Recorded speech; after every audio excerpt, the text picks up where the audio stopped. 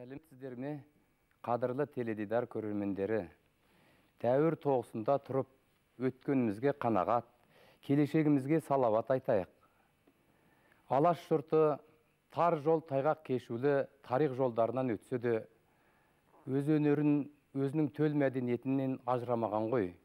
Соның бір куәсі музыка өнері. Міне бүгінгі хабарымызда сол 20 ғасырдағы таныла қалған белгілі әйгілі композиторларымыздың бірі Сүгір Әлиұлына тоқталмақпыз. Сол үшін жиналып отырмыз. Алғашқы орайда келген меймандарды таныстыра кетейін. Жанғали Жүзбаев, Жезқазғаннан келген мейман. Жезқазған музыка училищесінің аға оқытушысы, Сүгір күйлерінің майталман орындаушысы, белгілі домбырашы Таласбек Әсемқұлов, белгілі өнер зерттеуші, жазушы, Жұлдыз журналының қызметкері. Алғаш сөз кезегін енді сонау дәуір басына қысқаша да болса көктей шолып, сол музыка мәдениетіміздің бастауынан айтсақ, өрбітсек дейміз. Қазақтың аспаптық музыкасы, яғни қазақтың күй өнері, ұлттық мәдениеттің берісі, ұлттық мәдениеттің арысы, бүкіл түрік нәсілінің мәдениетінің ажырамас бөлігі болып табылады. Бұна белгілі бір қазақтың бір атақты ғалымының мынандай бір айтқан сөзі бар. Біздің тарихымыз ежелден бізге дұшпан халықтардың тарихшылардың қаламымен жазылған тарих. Біз туралы аз жазған, біз өзімізді жазба тарих болмағаннан кейін болып үзіліп қалған, жазба дәстүр үзіліп қалғандықтан көп нәрсе жоқ алып кетті, мәдениетіміздің біраз нәрселер шашылды. Бірақ шетелдің азғантай болса да біз туралы айтылған пікірлерін, архивтерінде айтылған деректерді дұрыс пайдалансақ, туған мәдениетіміздің о бастағы келбетін қалыпқа келтіруге болады. Ақылмен пайдалансақ дейді. Осы ретте біз өткенге көз жүгіртіп отырып, шетелдің аз-маз жәдігерлеріне арқа сүйеміз ғой бұндайда. Біздің мәдениеттің өте көне замандардан тамыр тартатының көптеген дәлелдері бар, көз қарақты адамға. Мысалға айтайық, Геродот деген тарихшы, осы қазіргі қазақта отырған Сахара, біреулер Сақтың даласы дейді, Скиф даласы дейді, біреулер Дәшті қыпшақ, көптеген тарихшылар әртүрлі айта береді. Осы жерлерде болғанда, Сахараны аралағанда айтады, мына көшпелілерде екі шекті аспап бар дейді. Лютня деп айтады. Лютня деген Европаның шертіп тартатын аспабының жинақты аты ғой, былайша айтқанда. Мандолин, бәрінің жинақты аты. Сонда екі шекті деген сөз, енді екі шекті о кезде домбыраның дәресіне жетті ме аспап, кім біледі, мойнының ұзындығы қандай болды екен, диапазоны қандай белгісіз әрине. Бірақ бір айнымайтын айғақ бар. Екі шекті деп айтылып тұрған сөз, ол үлкен техниканы білдіреді. Өйткені көп шектен әдетте аспаптың генезистерін қарайтын болсаңыз, аспап көп шектіден екі шектіге қарай ұмтылады. Сонда техника жетілген сайын шек азайып отырады. Ақырында екі шек ең оптималды вариантқа жетеді, мысалға. Ал енді біз әрине көне сақ замандағы күйлердің, одан кейін гун замандағы күйлердің қандай болған біз қолмен қойғандағы айту өте қиын. Өйткені нота жазу бізде болмаған, бізде ауызша үйрену, ауызекі тарату дәстүр қалыптасқандықтан бізде жазу болмағаннан кейін күйлердің қазіргі жеткен нұсқасына қарап отырып, осыдан 1000 жыл бұрын қандай болды, оны айту өте қиын. Сондықтан біз шамамен жорамалдап қана ертедегі аңыздарды тыңдап отырып, сол мына күйдің өзі өзгеріп отыруы мүмкін, бірақ аңыз ешқашан өзгермейді. Оны аңызды архетип деп айтады мифологияда. Ал енді сол күйлердің аңыздарына, сол деректерге қарап отырғанда, күйдің о баста қазақ күйінің эпикалық аңғарда қалыптасқандығын ажыратуға болады. Өйткені күйлердің көбі мына бір Иранның, ойда ұмытпасам, бір жәдігерінде айтылады. Қазақтың 301 деген күйі бар деп айтады. Соның ішінде ең мықты 9 күй бар деп айтады. Енді менің ойымша, бүкіл қазақ халқында енді 300 емес, одан көп болған болу керек күйдің саны. Орта заманына дейінгі дәуірде өрбіген күйлер ғой. Просто мына жерде Иранның жәдігерінің айтып отырғаны, менің ойымша, 9 күйдегі 9 не? 9 үлгі мықты деп сондай мағынада айтқан болу керек. Ал енді мысалы Шыңғысхан заманына жеткен күй деп айтуға болады Ақсақ Құлан деген күй. Оның аңыз елдің бәріне белгілі, қалыптасқан күй, керемет күй, қазақтың бас күйлерінің бірі.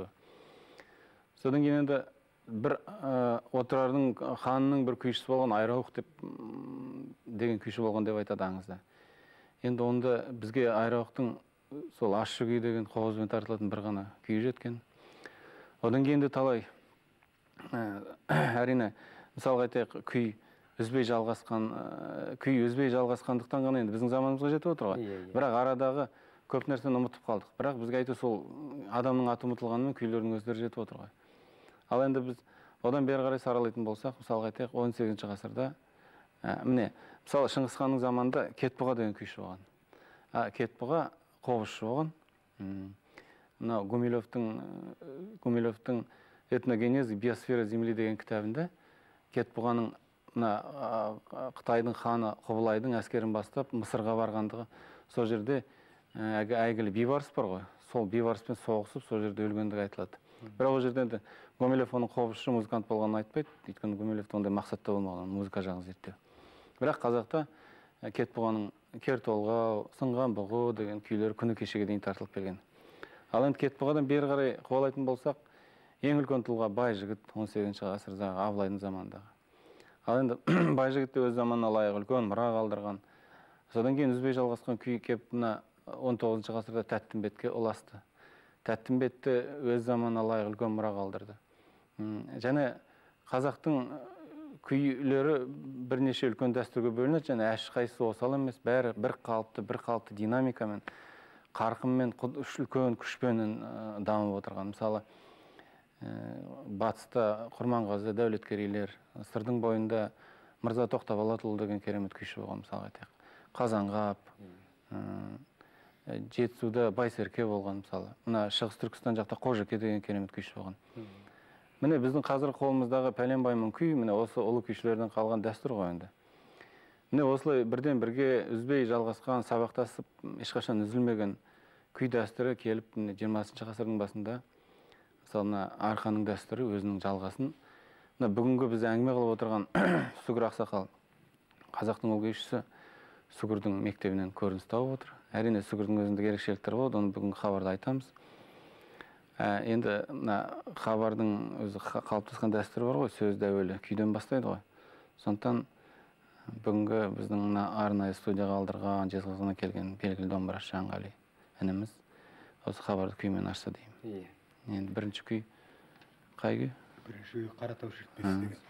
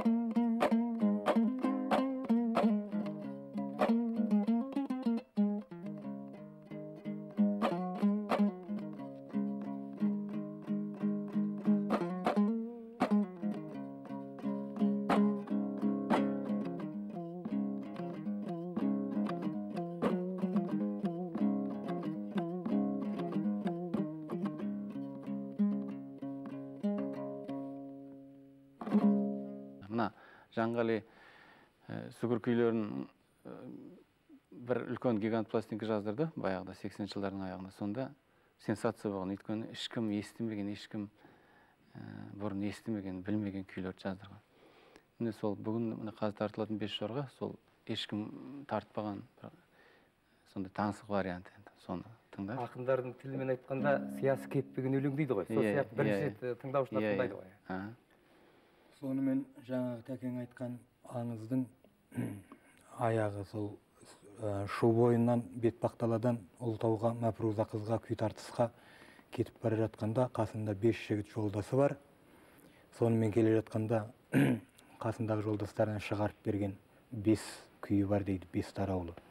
Соның тараулары жаңағы. Соның енді бірінші жылқының жүрісі көрінеді дейді мынау.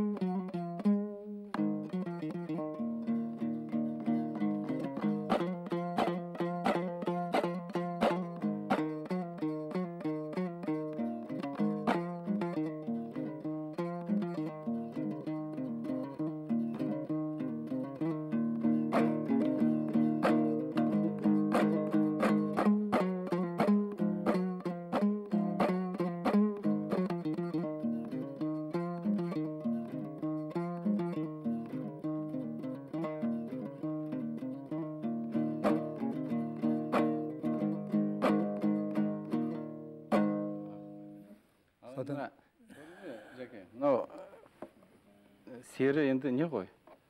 Серінің маңайы да керемет болу керек қой енді. Өйткені серінің өзі жақсы болып, жора жолдастар жаман болса, ол да серігесін ғой енді. Міне сонда ел ішінде бір керемет әңгімесі бар ғой. Сүгір осы 5 жорға байланысты айтылады. Күйдің әгі салты бойынша енді соның аңызы айтылады ғой. Қалай екен аңызы? Ол аңызы мынау біздің сүгір туралы алғаш жазылған еңбектің біреуін Жаулыбай Иманалиев, Мұхит Айтқалиев деген кісі жазған екен. Соның ішінде Қаратау шертпесілері дегенде сонда үлкен ақсақалдардан жазылып алынған жаңағы әңгіменің ізі бар екен. Сол Бетпақдаланы тіке кесіп, 5 жорға деген күй шығарып, 5 жігітіменен қызға барып күй тартысыпты. Сонда күй тартысып болғаннан кейін соны күйменен ең соңғы рет Қосбасарды тартып, сүгір әйгілі. Сонымен қызды жеңіп, соны қызды алды дейді. Елдің әңгімесі аңыз ғой енді. Болса үйленіп алған. Иә, содан бірақ содан Мафрузаның сұлулығына көз тиіп, сұқтанып, сол Мафруза қайтыс болды дейді. Сол қайтыс болған кездегі сүгірдің күйін бізде марқұм генерал Асқаров ағамыз шертетін, ол Назқоңыр. Сөйтіп осы бір әдемі аңыз бар осындай. Сол кісі жазып кеткен Қаратау шертпесінде. Сондай әңгіме жаңағы беш жорғаудың бір тарауы. Осындай қазіргі өзі беш жорғаның бұрынғы төкең тартатын бір тарауы бар. Сосын жаңағы жай басталатын, одан кейін біртіндеп қатты әртүрлі аттың жүрісін сипаттайтын сондай түрлері бар. Соның қазіргі енді біз білетінен сол 4 буыны бар деп есептелінеді. Енді соның бір тарауын тартасың ғой. Сонда жаңа мынау басқа келесі бір жүрдектеу аттың жүрісі дейді.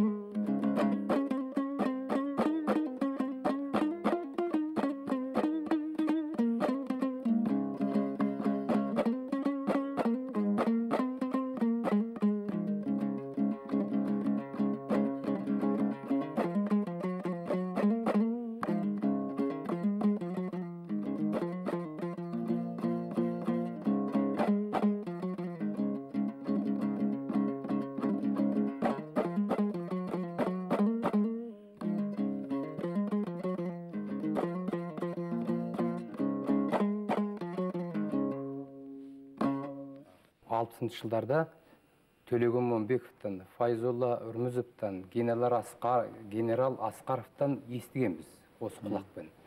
Сонан соң Жауылбай Иманбектің кітап шығарғандар, Қарату шетпелер деген жаңғыл айтып отыр ғой. Бірақ бір қызығы осы сүгір шығармашылығы сол 60-шы жылдардан бері қаратағана естілінеді, халыққа тарала бастады. Оның арғы тегі, өскен өңірі, күйлерінің жіктелу, музыкалық жіктелуі өзінше бір жатқан бір телегей тұңғиық сияқты. Арқаныңна шертпеу ежелден келеткен дәстүр. Сондана сүгірдің күйінде байқап отырсаңыз, бір жағы шертпеу әрине сүгірдіңге. Бірақ қарап отырсаңыз, кейбір күйлерінде ана батыс жақтан келген сарын бар, жылдам тартылатын жүртек сарындар болады. Мысалы, ол шертпеуге мысалы кішкене ұқсамайды. Бірақ өзінше бір синтез жасаған сүгір. Сүгірдің күйлерінде бірнеше бастау бар. Менің ойымша, біріншісі жаңағы әрине шертпеу күй, содан кейін төкпе, содан кейін мына ықылас дамытып шыңына шығарған жаңағы қобыз дәстүрі. Өйткені міне жаңғали музыкант қой айтады, әсіресе домбыраның төменгі сағасында қобызға ұқсас терциялар болады. Ол қобыздан ғана келген. Ол тәттімбеттің бір қоспасарында ғана бір-ақ рет жылт етіп көрінеді болды. Негізінен етек алған орным осы сүгірдің күйлері, көрдіңіз бе? Бәрекелді, дұрыс. Ал енді бір күйі бар міне, жаңағы кер толғаудың басқа түрі бар. Жаңғали ғана орындайды бұны.